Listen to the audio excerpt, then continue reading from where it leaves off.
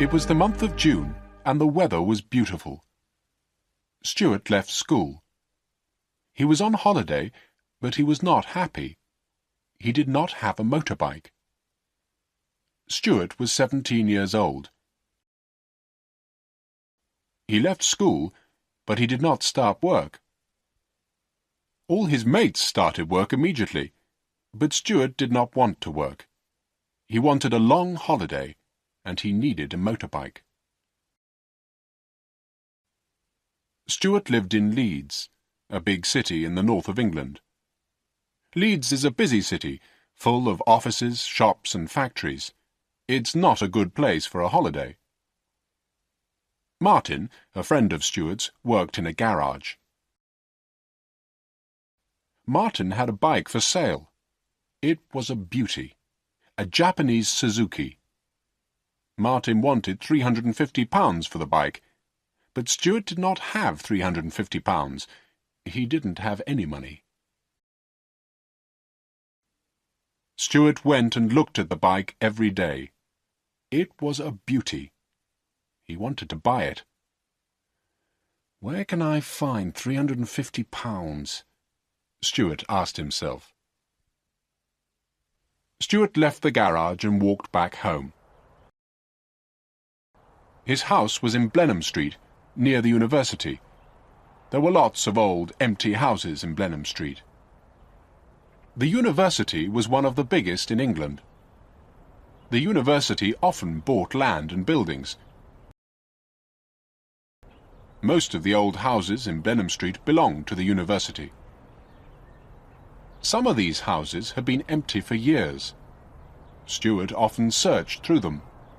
Sometimes he found old books and gramophone records. "One day," he told himself, "I'll find something valuable."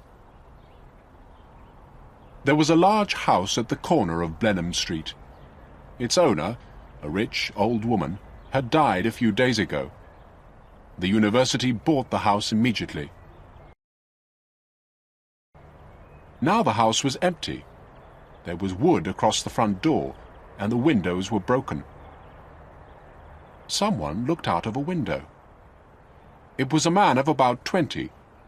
He had long hair and was wearing a headband. He looked strange.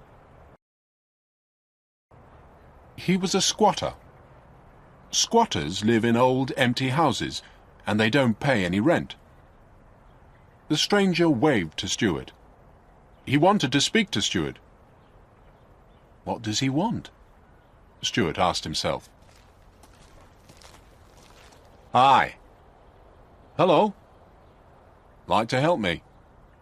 "Okay." "Watch this house." "How long?" "Half an hour." "Okay. I'm Stuart." "My name's Frank. I'll go and get my things." "Are you going to squat here, Frank?" "Yes. Don't let anyone else in." "I'll be back soon." "Okay. See you." Frank walked off slowly down the street. His head was bent forward, and he was looking down at the pavement. He was about 20, but he looked much older.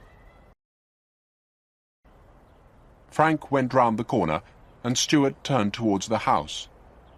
It looked interesting. The window was low, quite near the ground. The street was empty. Stuart put one leg over the windowsill and looked inside. Outside, the sun was shining brightly. Inside the house, it was dark. Stuart stood for a few moments and waited. Slowly, the inside of the room became clearer. There was a calendar on the wall. Lots of old newspapers were lying around on the floor. There was a mattress against the far wall. It looked new. Stuart looked up and down the street. There was no one around. He quickly climbed into the room. Stuart walked to the middle of the room and kicked away the old newspapers. There was nothing underneath them. There was no carpet, and the floorboards were covered with dirt. Stuart took the calendar down from the wall. It was an old one, 5 years old. No one had changed it for 5 years. Then Stuart remembered. The owner of the house, the old woman, had been ill for a long time. She hadn't got out of her bed for 5 years. The mattress was leaning against the far wall. Stuart went over and looked at it carefully. It was a good mattress. Stuart picked up the mattress and turned it over carefully. There was some stitching along one side, about 10 centimetres long. Stuart held the mattress between his knees and took out a small knife. Stuart cut the stitches carefully and then put his hand in the hole. Inside the bundle of newspapers there were some banknotes. "Hey! Stuart! Where are you?" Frank was shouting. Stuart quickly wrapped up the money inside the newspapers. Frank came up to the window and looked into the room. "What are you doing in there?" Frank asked. Frank climbed into the room and came closer to Stuart. He didn't see Stuart's knife on the floor. "You haven't taken anything, have you?" asked Frank. "I haven't taken anything of yours," replied Stuart. "You've moved this mattress," said Frank. Frank picked up the mattress and turned it over carefully. "You've cut this mattress. It was stitched." "Is this your knife?" "Yes." "What were you doing?" "Nothing." "You found something." "I didn't." "What's that in your hand?" "Where?" "Behind your back." "Nothing." "You got something." "Some old newspapers." "Hand them over." "They're mine." Stuart remembered the motorbike.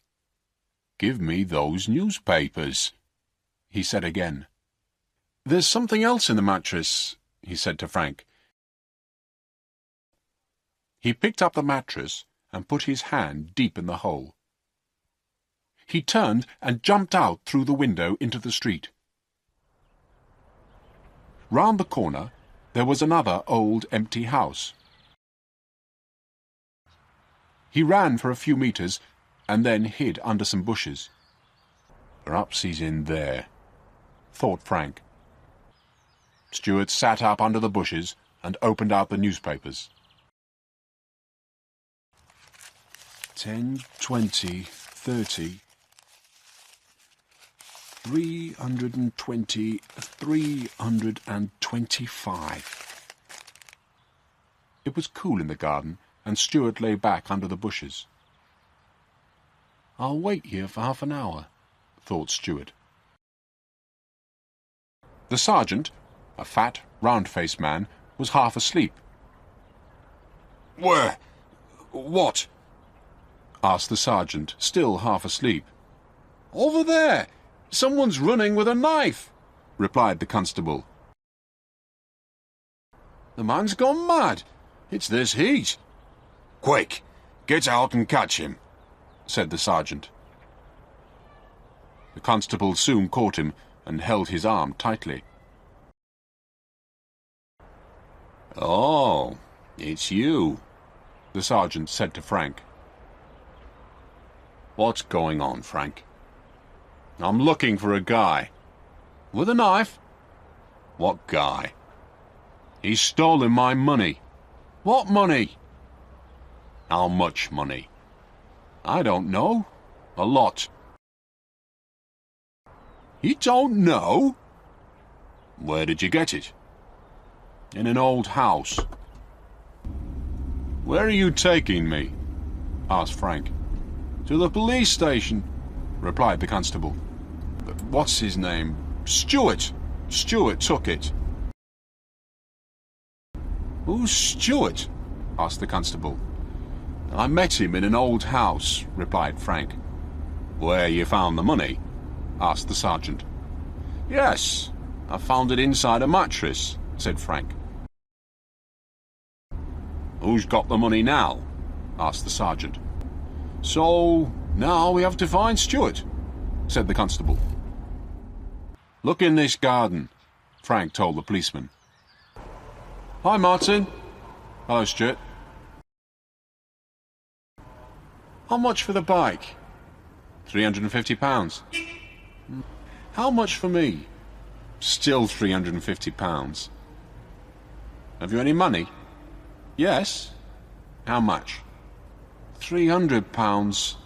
No, that's not enough. 325? Okay, she's yours. Great, thanks. The policeman got out of the car. There's no one there, the sergeant said. Just then a motorbike drove up towards the police car. That's him! Shouted Frank excitedly. Stop! The sergeant called to Stuart. Stop! Stuart did not see Frank. What do the police want? Stuart asked himself. Stuart stopped the bike by the side of the road. He took off his helmet. Is that bike yours? The sergeant asked him.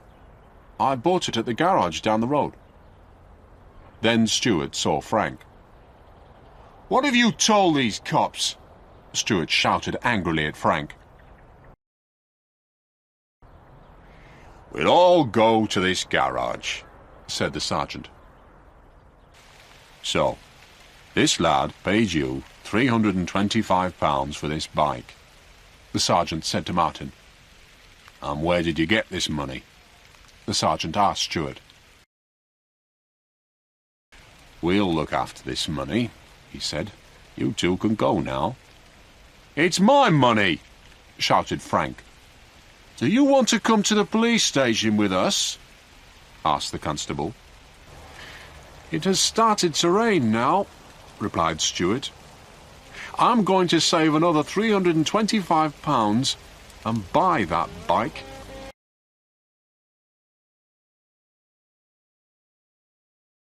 Thank you for watching this video. Please like, share and subscribe to the channel to see the latest videos. Thank you.